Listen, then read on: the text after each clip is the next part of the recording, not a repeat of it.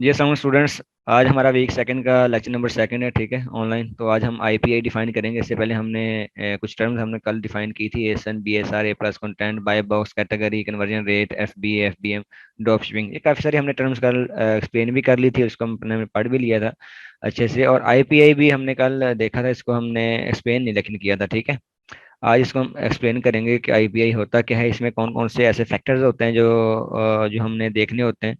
कौन कौन से ऐसी टर्म्स हैं अमेजोन की तरफ से जिनको हमने फॉलो करना होता है आईपीआई को मेंटेन रखने के लिए। आईपीआई होता क्या चीज़ है, ठीक है ना।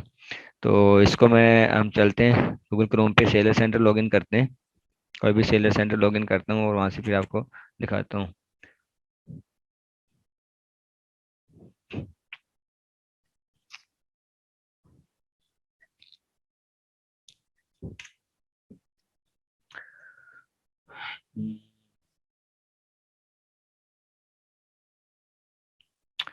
जी, तो सेलर सेंटर में लॉगिन हो चुका हूँ।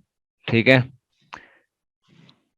ऊपर देखें आपके पास डिफरेंट टैब्स बनी हुई हैं। कैटलॉग है, इन्वेंट्री टैब है, pricing, orders, advertising and many more. इसमें हम इन्वेंट्री टैब में जाएंगे। इन्वेंट्री टैब में हम जाएंगे तो यहाँ से अगर देखें, मैनेज इन्वेंट्री है, manage FB inventory, improve listing quality. ठीक है, इन्वेंट्री प्लानिंग। तो इन्वेंट्री प्लानिंग पे हम क्लिक करेंगे। ठीक है, इन्वेंट्री प्लानिंग। साथ साथ अपने लिखते भी जाया करें जैसे जो ऑप्शन होते हैं, ताकि आईपीआई पता चले हमने कहाँ से जाकर देखना होता है। अगर आपके पास कोई नया क्लाइंट आता है, जब हम आगे चल के फ्रीलांसिंग पे जाएंगे, हमारे पास क्लाइंट्स आएंगे, क्लाइंट्स हमारे से बात करेंगे, तो वो हमें डिफरेंट तरह के क्वेश्चन भी कर सकते हैं। वो हमें ऑनलाइन अपने अपनी स्क्रीन शेयर करके भी हमसे कोई काम करवा सकते हैं। तो आपको ये ऑप्शंस पता होना चाहिए कि मैंने आईपीआई मैंने कैसे चेक करना है। ठीक है, और उनके वो आपको ट्रायल बेस पे भी एक दो दिन के लिए अकाउंट दे सकते हैं कि भाई ऑडिट करके मुझे बताएं इसमें क्या क्या खामी है, क्या क्या इसमें कमी है जो हमने पूरी कर सकते हैं। आप क्या काम हमें करके दे सकते हैं। तो वो फिर आपको ये सारे ऑप्शन पता होना चाहिए। वो आपको एक दो घंटे के लिए भी अपना अकाउंट दे सकते हैं।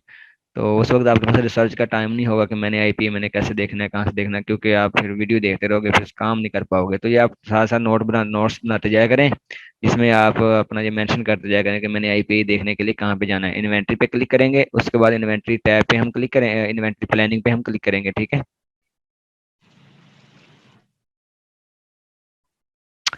जैसे इन्वेंट्री प्लानिंग पे मैंने क्लिक किया तो मेरे पास देखें एक डैशबोर्ड ओपन हो चुका है। इन्वेंट्री इन्वेंट्री मैनेजमेंट का एक पूरा डैशबोर्ड है, अमेजोन हमें प्रोवाइड करता है इन्वेंट्री मैनेज करने के लिए, पूरा डैशबोर्ड है। ठीक है, तो इसमें अगर देखें तो सबसे पहले आईपीआई नंबर आपको नजर आ रहा है। आईपीआई नंबर है, इसे कहते हैं inventory performance index. Inventory performance index इसे कहते हैं, 0 से लेके 1000 तक होता है। 0 से लेके 1000 तक। तो इसकी आप देखें यहाँ पे ना कुछ कलर्स दिए गए हैं। ये रेड कलर है जो कि अलार्मिंग सिचुएशन को आपको अलार्मिंग सिचुएशन रिप्रेजेंट करता है कि भाई यहाँ इसके इससे बिलो नहीं होनी चाहिए। यहाँ पे तकरीबन 400 पे अगर हम जाएंगे तो 400 जो आईपीआई है, आईपीआई एक नंबर होता है, आईपीआई इन्वेंट्री परफॉर्मेंस इंडेक्स जो है ना, तो वो कह रहे हैं कि आप 400 से बिलो नहीं जा सकते। अगर जाएंगे तो ये आपका आईपीआई समझ लें कि वो बैड आईपीआई होगा, बैड, वेरी बैड। ठीक है ना। तो 400 अभी अभी हमारा जो यहाँ पे है 487 है, 487। तो अगर हम देखें कि हमें किस लिमिट तक रखना चाहिए आईपीआई, हमने ये कोशिश करनी है। जी जी, अपने हैंड रेस की है रूबा। क्वेश्चन करें, आपने हैंड रेस किया है रूबा।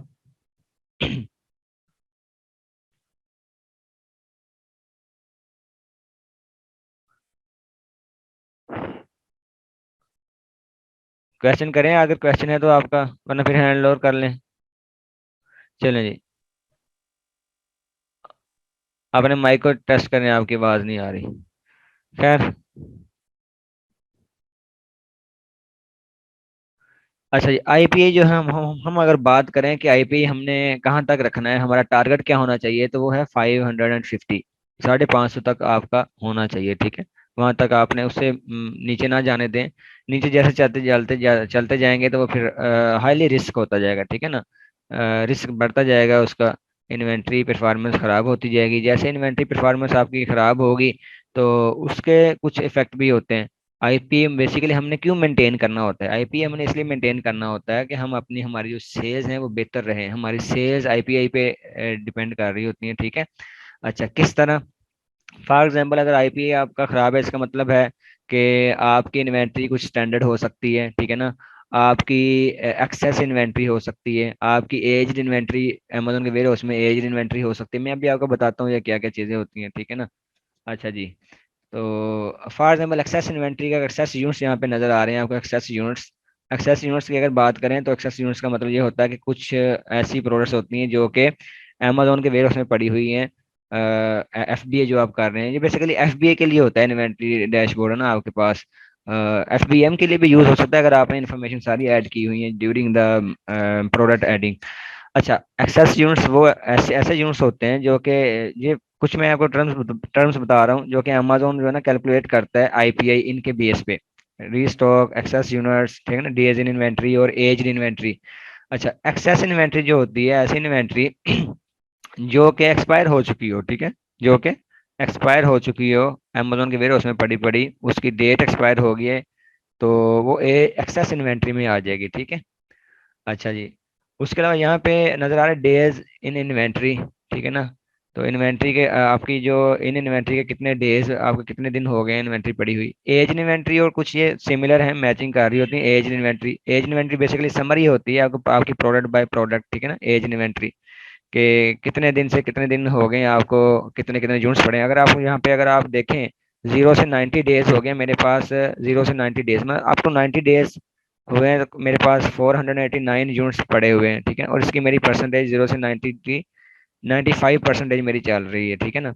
इसके अलावा एक ऐसा यूनिट पड़ा हुआ है जिसको 91 से 180 डेज हो गए, ठीक है। एक यूनिट ऐसा पड़ा हुआ है इस लिमिट के अंदर।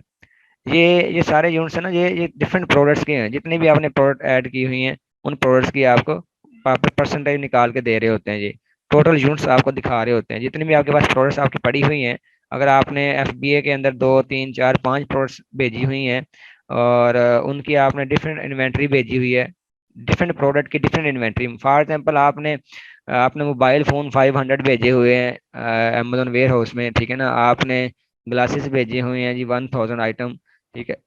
इस तरह हर सबको मिला के टोटल यूनिट्स यहाँ पे शो करवाएंगे। टोटल यूनिट्स के 0 से 90 डेज ये आपको नजर आ रहे हैं, ठीक है ना। 1489 यूनिट्स ऐसे हैं जिनको, जो अभी बिलो द 90 डेज हैं, जिनकी जिनकी अभी एज, ठीक है ना, अमेजोन के वेयर हाउस में भेजे हुए अभी हमें 3 माह नहीं हुए, ऐसे यूनिट्स यूनिट्स जो है ना वो 1489 यूनिट्स पड़े हुए हैं।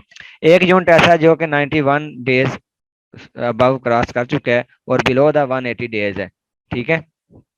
अच्छा जी। उसके अलावा, एक मिनट ये, जी। अच्छा जी, इसके अलावा देखा जाए तो 180 से लेके 365, ठीक है ना, ये 67 यूनिट्स ऐसे हैं जो कि 365 को क्रॉस कर चुके हैं, ठीक है ना। और इसलिए अगर देखा जाए ऊपर डेज इन इन्वेंट्री तो 365 प्लस डेज हो चुके हैं, ये हमें ये बता रहा है। अगर देखें ना डेज इन इन्वेंट्री, कुछ ऐसे यूनिट्स हमें नजर आ रहे हैं, यहाँ से हमें हमें पता चलता है कि कुछ ऐसे यूनिट्स भी मेरे मौजूद हैं एफबीए के अंदर, अमेजोन के वेयर हाउस के अंदर कुछ ऐसे यूनिट्स भी मेरे मौजूद हैं जो जिनको इतने दिन 365 डेज से प्लस हो चुके हैं। तो वो हमारे कितने यूनिट्स हैं यहाँ से हम देख सकते हैं, ठीक है। 67 यूनिट्स ऐसे हैं, ठीक है ना। अच्छा जी, किसी का क्वेश्चन तो नहीं है।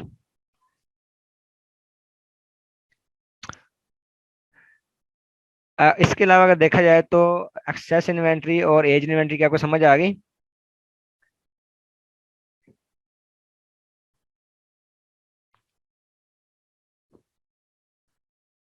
यहाँ पे आपको रीस्टॉक इन्वेंट्री नजर आ रही होती है। हाँ, एक और चीज, सॉरी, मैं आपको यहाँ पे बता गया हूँ। ये जो 65 डेज अभी तक यहाँ पे हमारे पास कोई यूनिट नहीं है, मैंने आपको ये बताना था। अभी यहाँ पे 365 जो प्लस है ना यहाँ पे नजर आ रहे हैं, यहाँ तक हमने ये देखना है कि यहाँ पे हमारे पास अभी 0 यूनिट है। मैंने आपको ये बता दिया है 67 यूनिट है ना, ये अभी बिलो द 365 है, बिलो द 365 है। ये इसको आप करेक्ट कर लीजिएगा। मैंने आपको सही नहीं बता सका यहाँ पे। 365 यूनिट से अभी जो है ना 365 डेज जो है ना अभी उसके बिलो है 67 यूनिट्स। अभी 0 यूनिट्स हैं प्लस 365, 365 से प्लस कोई भी नहीं यहाँ पे आपको नजर आ जाना था, ठीक है। उसके नंबर नजर आ जाने थे। यहाँ पे भी आपको नजर आ रहा है 0 यूनिट्स अभी ऐसे हमारे हैं जो कि अभी 365 से बिलो हैं या उसके क्रॉस नहीं अभी किया, ठीक है। 365 को अभी क्रॉस नहीं किया। हमारे पास कोई ऐसा यूनिट नहीं है जो कि 365 डेज को क्रॉस किया हो, जिसने हमारी इन्वेंट्री के अंदर कोई भी यूनिट ऐसा नहीं है जिसने 365 डेज को क्रॉस किया हो। समझ आ गई आपको इसकी? मैं अगेन रिवाइज करता चलूँ, हमारे पास कोई भी यूनिट ऐसा नहीं है जिसने 365 डेज को क्रॉस किया हो। अब यहाँ पे भी नजर आ रहा है 0 यूनिट है, ठीक है। और ये 67 यूनिट से वो वाले नजर आ रहे हैं जो कि बिलो द 365 डेज हैं। 181 डेज से लेके 365 डेज, इस एज के दौरान 67 यूनिट्स पड़े हुए हैं हमारे, ठीक है ना, जिनको इतने दिन हो गए हैं। 181 डेज से लेके 365 डेज के दरमियान एज एज वाली जितनी इन्वेंट्री है वो 67 यूनिट्स हैं। अब ये 67 जो यूनिट्स हैं, ये डिफरेंट प्रोडक्ट्स के हो सकते हैं, लाजमी नहीं कि ये इसे सिंगल एक ही प्रोडक्ट के हों, ये डिफरेंट प्रोडक्ट्स के हो सकते हैं। आप में से किसी ने हैंड रेज किया जी? शायद इकबाल आपने हैंड रेज किया हुआ जी सर, एक तो एक्सेस यूनिट के बारे में दोबारा बता दीजिएगा, और दूसरा मुझे ये समझ में आई है कि अगर हम 365 से एक दिन भी ऊपर जाते तो देन फिर हम रेड में चले जाएंगे, है। 400 से बिलो चले जाएंगे अगर हम 365 का एक दिन भी क्रॉस करते। हम्म। अच्छा देखें, जो हमें हमारा जो रिस्क फैक्टर है जो है ना, 400 जो है, 400 अकेला जो है ना, वो 365 डेज ही उसमें कैलकुलेशन नहीं होती, अकेले 365 डेज ही उसमें काउंट नहीं होते, उसमें सारी चीज़ें काउंट हो रही होती हैं। आपकी रीस्टॉक, आपकी एक्सेस यूनिट्स, आपकी जो एज इन्वेंट्री है, एज इन्वेंट्री देखे ना यहाँ पे, यहाँ पे 181 डेज को भी क्रॉस किए हुए हैं। 67 प्रोडक्ट्स ऐसी हैं, 67 आइटम्स ऐसे हैं जिन्होंने 181 डेज को क्रॉस किया हुआ है। और एक आइटम ऐसा है जिसने 91 डेज को क्रॉस किया हुआ है, ठीक है जी। अभी ये भी, इसकी भी कैलकुलेशन हो रही है, ये भी एक फैक्टर ऐसा है, ये भी एक नेगेटिव फैक्टर है, ये बैड फैक्टर है जो कि कैलकुलेट कर रहा है। इसीलिए तो हमारी जो इन्वेंट्री नीचे जा रही है, वरना 1000 की तरफ जा रहे होते हम यहाँ पे होते। अगर ये 67 भी ना होता, 1 भी ना होता, ठीक है ना, तो हम 550 से प्लस होते, ठीक है।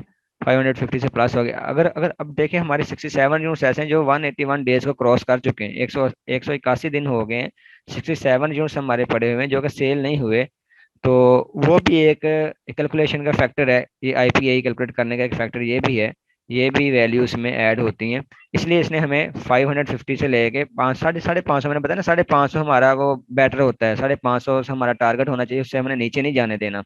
अच्छा, अब 487 है। अब आप कह रहे हैं कि हमारा जो रेड लाइन है, जो इसको इसको अगर बिलो द लाइन हम आते हैं, बिलो द 400 अगर हम आते हैं, उसमें जो कैलकुलेशन के फैक्टर्स हैं, हाँ बिल्कुल आपकी वो बात ठीक है। 365 से अगर यहाँ पे कोई प्लस जाता है, तो वो तो फिर साफ ज़ाहिर है वो एक बहुत बड़ा मतलब एक रिस्की फैक्टर होता है कि वो फिर हमें लाजमी हमें ये ना बिलो द लाइन ले आएगा। अगर हमारा कोई ऐसा यूनिट, जैसे कि अभी देखें 67 यूनिट्स पड़े हुए हैं, अभी वो बिलो द 365 है, मतलब अभी हो सकता है कि अभी अभी ये कंफर्म नहीं है इसको कितने दिन और रहते हैं 365 डेज से आगे जाने के लिए, ठीक है ना। अभी हम आगे अगेन मजीद इसको हम आगे देखेंगे, यहाँ पे जाके आगे देखें तो यहाँ पे एक्सेस एंड एज इन्वेंटरी हमें डिटेल नजर आएगी वहाँ पे जाके, ठीक है ना। अभी हम चलते हैं वहां से, हम देखेंगे कि कितने दिन कितने रहते हैं।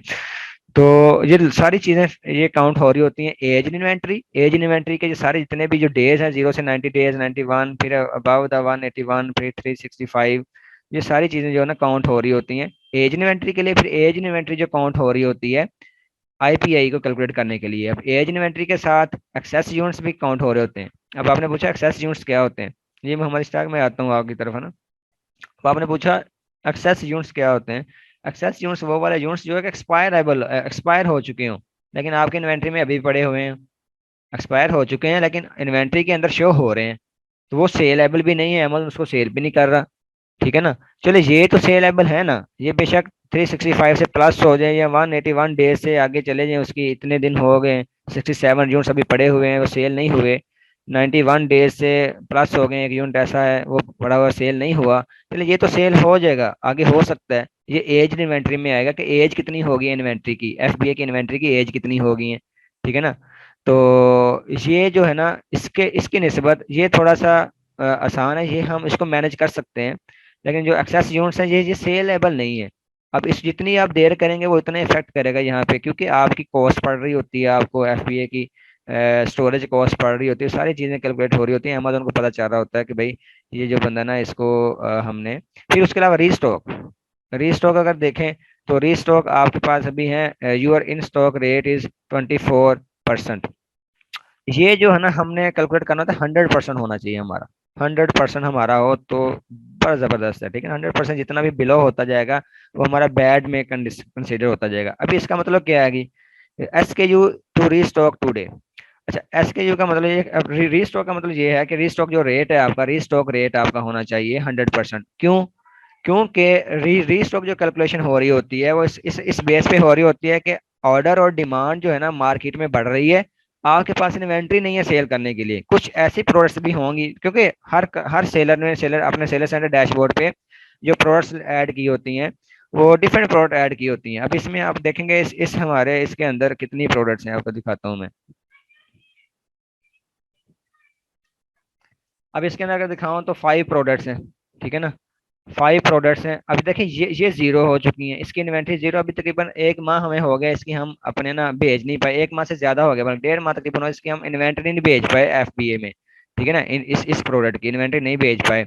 उसके अलावा इसको देखें, इसकी मेरा ख्याल इन्वेंट्री आज में भी पहुंच गई हो, लेकिन हाँ इसकी इन्वेंट्री पहुंच गई है तकरीबन, आज ही 1-2 दिन में पहुंची है। तो ये जो, वरना ये भी जीरो थे हमारे, तकरीबन तकरीबन 1.5 माह से जीरो थे हमारी इन्वेंट्री। लेकिन इसकी डिमांड थी मार्केट में। जैसे ही डिमांड बढ़ी है, हमारी प्रोडक्ट जितनी इन्वेंट्री पड़ी थी वो अचानक सेल आउट हो गई थी। और जैसे वो सेल आउट हुई तो हमारे जो है ना पीछे से हमारा रीस्टॉक जो लिमिट था ना, वो रीस्टॉक लिमिट हमारी खत्म हो गई, हम आगे नई इन्वेंट्री भेज नहीं पा रहे थे। तो हमें तकरीबन 1.5 माह वेट करना पड़ा जीरो में। डिमांड बढ़ी हुई थी मार्केट में, हमारे पास इन्वेंट्री नहीं थी सेल करने के लिए। तो उसने हमारा जो IP है, ये जो है हमारा रीस्टॉक लिमिट है, उसने बहुत ही इसको बुरी तरह मुतासर किया हमारी रीस्टॉक लिमिट को। इस चीज ने, डिमांड बढ़ी हुई थी, हम भेज नहीं पा रहे थे। जो अभी हमने तकरीबन 1 हफ्ते पहले फिर हमने इसको, ये शिपिंग प्लान हमने क्रिएट किया, तो हमने अपनी इन्वेंट्री भेजी है, ठीक है ना। ये वाली चीजें 135 ये वो। उसके अलावा ये हैंगर्स, हैंगर से तकरीबन अभी ये भी तकरीबन अभी तकरीबन ये हुए तकरीबन 2-3 वीक हुए अभी हमने ये इन्वेंट्री अपनी भेजी है। वरना ये पिछले तकरीबन 2 माह से, 2 से 3 माह से ये भी जीरो थी। इसकी इतनी डिमांड बढ़ी थी कि हमारी जितनी इन्वेंट्री पड़ी थी वो अचानक सेल आउट हो गई। पीछे से हम इन्वेंट्री भेज ही नहीं पाए, क्योंकि ये चाइना से लेके जानी थी। तो चाइना से ले जाते देर बहुत लगी, तकरीबन 2-3 माह तकरीबन लग गए, 2-3 माह। तो इन्वेंट्री अभी पहुंची है, तो उसने भी बड़ा जो कैलकुलेटेड फैक्टर है जो ये रीस्टॉक लिमिट को, इसने बहुत बुरी तरह मुतासर किया। वरना ये 100% होना था, और 100% पहले था, ये 24% पे आ गया हमारा, ठीक है जी। किस क्वेश्चन करें आप अभी वन बाय वन। ये शफिया जाज और ये पहले शफिया जाज आप करें बात। अस्सलाम वालेकुम। जी वालेकुम सलाम जी। सर ये मैंने पूछना था, आपने ये एक्सेस यूनिट्स का बताया, इसमें हमारे एक्सपायरी आइटम्स आते हैं ना। तो कुछ आइटम्स हमारे ऐसे होते हैं जो उनकी मतलब ना वो प्रीमियम्स होती हैं या कोई भी ऐसी चीजें होती है जो यूज वाली नहीं होती, वो एक्सपायरी नहीं हो सकते। वो हमारे रीस्टॉक भी हम करवा सकते हैं, क्योंकि वो इधर से तो अगर जाएंगे तो हमारे वो फिर वेस्ट जाएंगे। समझ लगी, दोबारा अपना क्वेश्चन करें आप। सर मैंने कहा कुछ ऐसी चीजें होती हैं जो उनकी एक्सपायरी लिमिट नहीं होती, हम्म जैसे आपने अभी हैंगर बताए हैं फॉर एग्जांपल। हम्म अगर वो हमारे एक्सेस यूनिट में चले जाएंगे तो वो कैसे एक्सपायर होंगे फिर? वो ही वो हमारे एक्सेस दोबारा यूनिट्स में नहीं रीस्टॉक ना हो जाए, जाएंगे। वो एक्सेस यूनिट्स में नहीं जाएंगे, ठीक है ना। हाँ जी। जो हाँ आपकी जी। एक्सपायरी नहीं होती वो एक्सेस यूनिट्स में नहीं जाएंगे, ठीक है ना। वो हाँ जी। 365 प्लस मतलब पड़े रहेंगे, अगर आप सेल आउट नहीं होते हैं, वो सेल नहीं हाँ होती, तो जी। 365 प्लस एज उसकी अगर हो जाती है, तो फिर हाँ वो जी। कैलकुलेटिंग फैक्टर में आ जाएंगे। फिर उसको हम वापस मंगवा लेंगे, उसको रिमूवल कर लेंगे हम वहां से, ठीक है ना अच्छा। जी। ठीक है। शाहजेब इकबाल। जी सर, मैंने ये पूछना था कि रीस्टॉक से मुराद ये है कि जैसे कोई क्लाइंट हमारे पेज पे और हमारी प्रोडक्ट पे उसने क्लिक किया और उसको शो हो रहा है आउट ऑफ स्टॉक, तो इसी वजह से वो हमारा ये जो रीस्टॉक परसेंटेज है जी वो डाउन हो जाएगी कि जी क्लाइंट बिल्कुल। बाय करना चाह रहा है और उधर आउट ऑफ स्टॉक है, हमने स्टॉक जी नहीं भेजा, तो बिल्कुल ये हम गिरता बिल्कुल जाएगा ये। बिल्कुल। जी मोहम्मद इश्तियाक। जी अस्सलाम वालेकुम। वालेकुम सलाम जी।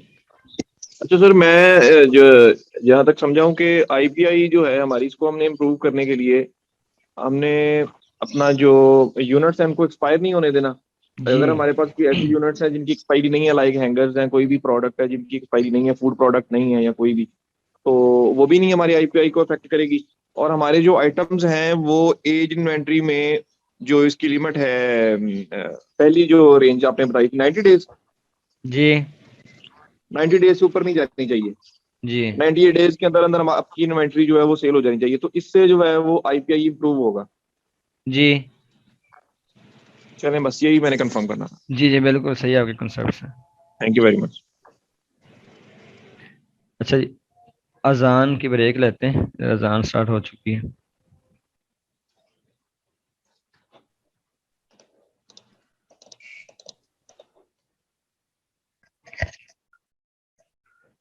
जी तो आगे ये था डैशबोर्ड हमारा। इसको हमने जो कोशिश करनी है कि आईपीआई जो है हमारा वो 400 से बिलो ना जाए, और जो बेटर है वो 550 है, 550 आईपीआई होना चाहिए आपका, उसी पे आपने रहना है। आपकी जो भी इन्वेंट्री, अब इसको हमने फॉर एग्जांपल, अब आगे हम चलते हैं, इन इन चीज़ों को हमने सॉर्ट आउट कैसे करना है, सॉर्ट आउट।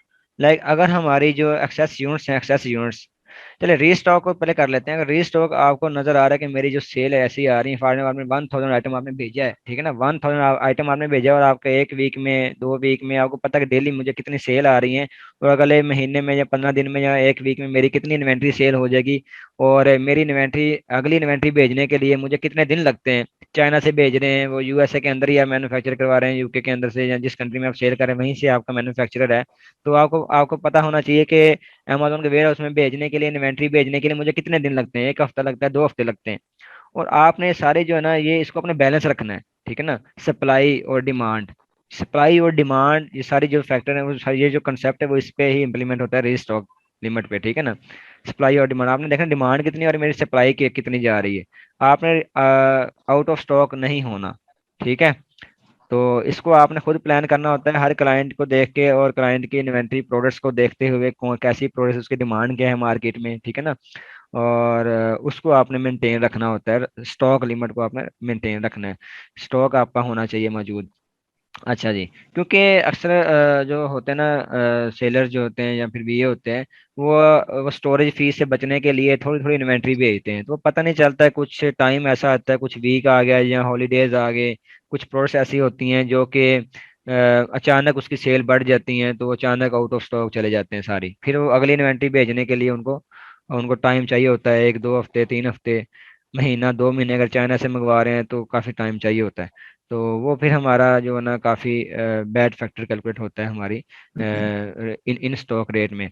जी आपने हैंड रेज किया था तैयब। सर मैंने पूछना था कि आपने कहा कि 2 मंथ आपको अलाउ नहीं किया रीस्टॉक लिमिट की वजह से प्रोडक्ट देखने में वेयर आपकी हाउस में। आवाज़ बहुत स्लो आ रही है यार। जी जी, हेलो, आवाज आ रही है? जी जी जी आप कह रहे थे कि 2 माह आपको रीस्टॉक लिमिट की वजह से प्रोडक्ट नहीं भेजा गया वेयर हाउस में, तो उसका कैसे आप रीस्टॉक लिमिट को कैसे इंक्रीज करेंगे? रीस्टॉक लिमिट को, हमारी जो रीस्टॉक लिमिट होती है ना, हमारी रीस्टॉक लिमिट वो बेसिकली इसी पे बेस कर रही होती है रीस्टॉक लिमिट। अगर आपने अपना आईपीआई खराब कर लिया, ठीक है ना, 400 से बिलो चले गए, तो अमेजोन आपको लिमिटेड कर देगा, आप अगली इन्वेंट्री नहीं भेज सकते। अमेजोन को पता ना कि इससे इन्वेंट्री मैनेज ही नहीं हो रही, तो मैं इसको क्यों इजाजत दूं कि अगली इन्वेंट्री भेजे वो, ठीक है ना। या अमेजोन उनको पता होता है कि इसकी कुछ ऐसी प्रोडक्ट्स पड़ी हुई हैं जो उसको जिसको 365 डे से प्लस हो गए हैं, कुछ ऐसी प्रोडक्ट थी हमारी आगे इससे पहले जो हमने निकाल दी हैं, तो वो फिर आपका काफी वो बैड फैक्टर हो रहा होता है, मतलब आपका ये जो आईपीआई है वो बहुत बहुत खराब चल रहा होता है, तो अमेजोन आपको लिमिटेड कर देता है कि आप अगली इन्वेंट्री नहीं भेज सकते, किसी भी प्रोडक्ट की अगली इन्वेंट्री आप नहीं भेज सकते होते। फिर उसको आपने सॉर्ट आउट करना होता है, आपकी जो आपको पता है कि मेरे पास ये एज प्रोडक्ट्स पड़ी हुई हैं, कितने आइटम एज्ड हैं या कितने आइटम आपके पास सक्सेस यूनिट्स हैं, उनको फिर हमने क्या करना होता है, उनको फिर हमने रिमूव करना होता है। मैं उसी तरफ चल जा रहा हूँ अभी, ठीक है।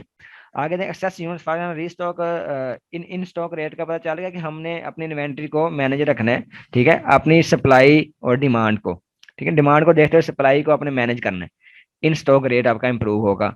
अच्छा, उसके अलावा एक्सेस यूनिट जो होते हैं वो एज इन्वेंट्री में चलते हैं।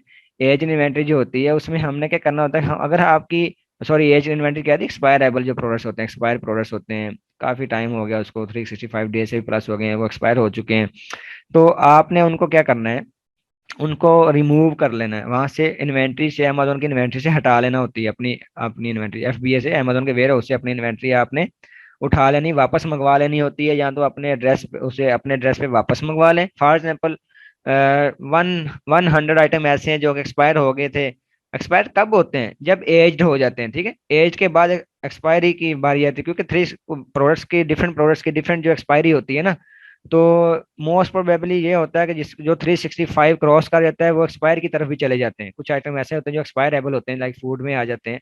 तो जो 365 या 181, मतलब डिफरेंट प्रोडक्ट्स की डिफरेंट एक्सपायरी डेट्स होती हैं। तो वो जितने यहाँ से एज होती जाएगी वो एक्सेस यूनिट्स की तरफ चलते जाएंगे। वो एक्सेस मतलब उसकी एक्सेस इन्वेंट्री होने में उतना ही उसका जो है ना वो बढ़ता जाएगा, उसके चांसेस बढ़ते जाएंगे, वो एक्सेस की तरफ जा रही है। अच्छा, तो हमने इसको रिमूव करवा लेना होता है। फॉर एग्जाम्पल आपके 100 आइटम जो एक्सेस में पड़े हुए हैं, एक्सेस इन्वेंट्री के तौर पर पड़े हुए हैं, जो कि सेलेबल है ही नहीं है। तो देखें, अब वो एक और चीज आपको बताता चलूं। एक्सेस के अंदर अभी मैंने आपको एक्सपायर ही बताया है, इसके अलावा एक और फैक्टर होता है कि वो आउटडेटेड हो गए, आउटडेट एक्सपायर हो गए, या फिर उसके अलावा ये होता है कि उसका ट्रेंड नहीं रहा। इन्वेंट्री ऐसी इन्वेंट्री जिसका ट्रेंड ही नहीं है, जिसका वो मार्केट में लोग उसको पसंद नहीं कर रहे अभी, वो मतलब समझ लें कि वो आपका गार्बेज ही बन जाता है, कूड़ा करकट में चला जाता है, वो उसको उसकी वैल्यू नहीं रही मार्केट में। तो वो भी एक्सेस यूनिट्स में आ जाएगा। वो जो वैल्यू नहीं रही, वो वैल्यू कैसे काउंट होती है? अमेजोन कैसे पता चलता है कि 365 डेज हो गए हैं इसको, ये सेल ही नहीं हो रही, ठीक है ना, सेल ही नहीं हो रही, तो फिर अमेजोन उसको भी क्या करेगा, एक्सेस यूनिट्स में ऐड कर सकता है। ठीक है, कि भाई ये भी आपकी समझ आउटडेटेड है, इसका टाइम गुजर चुका है, इसका भी ट्रेंड नहीं रहा मार्केट में, तो ये भी वो एक्सेस यूनिट्स में ऐड कर। फिर उसको आपने क्या करवाना है, फिर दो ऑप्शन होते हैं आपके पास, या तो उसको आप रिमूवल ऑर्डर में करवा लें या फिर डिस्पोज कर लें। डिस्पोज ऑफ में क्या होता है कि आप अमेजोन को कहते हैं कि मेरी जितनी भी इन्वेंट्री यहाँ पे पड़ी हुई है ना, जितने आइटम है, इसको उठाएं और फेंक दें। इन्वेंट्री से मेरी इन्वेंट्री की जो स्पेस है आपके वेयर हाउस में वो खाली करें, इसको आप जिधर मर्जी जो मर्जी करें, इसको जिसको मर्जी देना है दे दें, लेकिन मेरे इन्वेंट्री जो है ना, ये नंबर यहाँ से ये आइटम उठा दें मेरे, आप अपने वेयर हाउस से, जो मेरी जगह है वहां से उठा दें इसको। ठीक है, तो या फिर आप कहते हैं कि ये मेरा ड्रेस है, जितने आइटम एक्सपायर हो चुके हैं ये वापस मेरे ड्रेस पे भेज दें, या जितने आइटम आउटडेटेड हो चुके हैं जो 365 से प्लस हो चुके हैं उसको मेरे ड्रेस पे भेज दें। ठीक है, तो यही जो सेम सिनेरियो इसका है। अगर आपको नजर आ रहा है कि भाई ये मेरी इन्वेंट्री एज्ड हो चुकी है, 181 डेज से आगे मैंने नहीं लेके जाना, या मैंने 180 डेज के अंदर अंदर ही मैंने इसको सेल आउट करना है, जो आगे जा रही इन्वेंट्री उसको आप कह रहे हैं कि मैं इसको रिमूव करवा दूं या इसको मैं अपने एड्रेस पे मंगवा लूं। ठीक है, तो वो आप इसको आगे चल के देखेंगे कि हम ये किस तरह कर सकते हैं। ठीक है, फिर उसको हमने कैसे मैनेज करना है, आईपी अगर आपका खराब हो गया उसको मैनेज हमने कैसे करना है आगे चल के देखेंगे। इसका क्वेश्चन है तो पूछ लें। मेरी तरफ से अल्लाह हाफिज़, लास्ट मिनट चल रहा है, ठीक है, तो बाकी इंशाल्लाह हम नेक्स्ट लेक्चर में देखेंगे। अच्छा सर, मैं ये पूछना चाह रहा हूँ आपसे, जो कल लेक्चर हुआ है सर, उसका इसकी आज वाले लेक्चर से कोई लिंक है तो मुझे बता दें काइंडली। हाँ जी, आज वाले लेक्चर के साथ ज़्यादा लिंक तो नहीं है उसका, क्योंकि आज हमने अकेला आईपीआई हमने डिफाइन किया है। कल हमने बस ये सारे हमने ये देखे थे, इसकी असाइनमेंट थी ना, ये जो जितने भी पॉइंट्स हैं, आज हमने ये लास्ट वाला पॉइंट एक्सप्लेन किया है। चलिए कल सर, हमने, काइंडली वो आप हाँ जी, सेंड कर दीजिएगा। Thank you. ओके। अच्छा सर, मेरा ये सवाल है